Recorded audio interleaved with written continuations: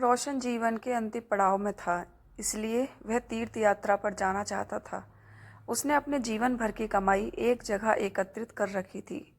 जब उसके मन में तीर्थ यात्रा पर जाने का ख्याल आया, तो उसने उसमें से कुछ अशर्फियाँ निकाल लीं और बाकी बची हुई 1000 अशर्फियाँ एक थैली में भर लीं और अपने मित्र दीनानाथ को देते हुए बोला, मित्र, यह मेरे जीवन भर की कमाई है। अब मैं तीर्थ यात्रा पर जा रहा हूँ। अगर मैं 1 साल के अंदर नहीं आ पाया तो तुम इन्हें किसी नेक काम में खर्च कर लेना। 1 साल तक ये अशर्फियाँ तुम्हारे पास मेरी एक अमानत हैं। अगर मैं आ जाऊँगा तो मैं आकर वापस ले लूँगा। दीनानाथ ने कहा, आप चिंता ना करें, मैं आपकी ये अमानत संभाल कर रखूँगा। आप बिना चिंता किए आराम से तीर्थ यात्रा पर चले जाइए। दीनानाथ की बात पर यकीन कर रोशन चला गया। इतना सारा धन देखकर दीनानाथ का मन बदल गया और उसने उन सारी अशर्फियों को हजम करने की ठान ली।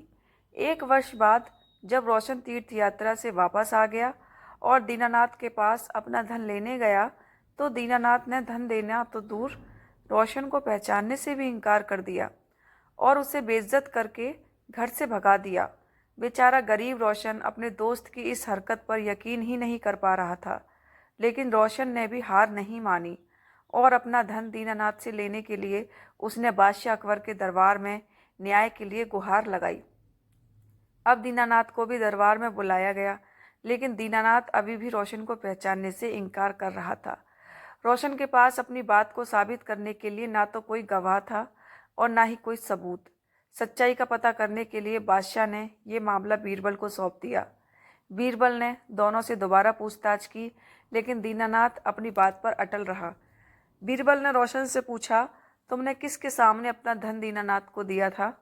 हुजूर, बस एक आम के पेड़ के नीचे मैंने धन दिया था और कोई गवाह नहीं था। इसका मतलब तुम्हारा गवाह आम का पेड़ है। जाओ तो उस आम के पेड़ से कहो कि वो तुम्हारे पक्ष में गवाही दे।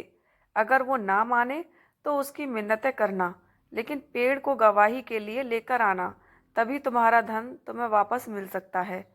बेचारा रोशन बड़बड़ाता हुआ चला गया। पेड़ भी भला कभी गवाही देता है? दीनानाथ और बीरबल महल में ही रोशन का इंतजार करने लगे। जब कुछ समय गुजर गया तो बीरबल बोला, अब तक तो रोशन आम के पेड़ के पास पहुंच गया होगा और उससे मिन्नतें कर रहा होगा। तभी दीनानाथ बोला, रोशन तो वृद्ध आदमी है, वो इतनी जल्दी वहां नहीं पहुंच सकता। अभी तो उसे काफ़ी समय लग जाएगा, क्योंकि वहां का रास्ता भी साफ नहीं है। बीरबल शांत होकर रोशन का इंतज़ार करने लगे। बहुत देर बाद रोशन महल में आया और बोला, महाराज, मैंने पेड़ से बहुत मिन्नतें की, लेकिन वो वहीं का वहीं खड़ा रहा। अब आप ही बता दीजिए मैं क्या करूं? बीरबल ने रोशन को आश्वासन देते हुए कहा, तुम चिंता मत करो, पेड़ तुम्हारे पक्ष में गवाही देकर चला गया। दीनानाथ ने आश्चर्यचकित होकर पूछा, पेड़ कब आया? मैं तो कब से यहीं बैठा हुआ हूँ।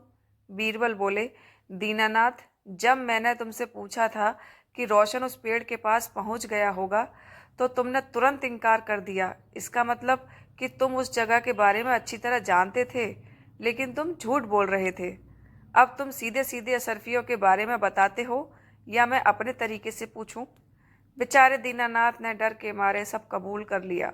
उसने रोशन से माफ़ी मांगकर उसका सारा धन वापस कर दिया।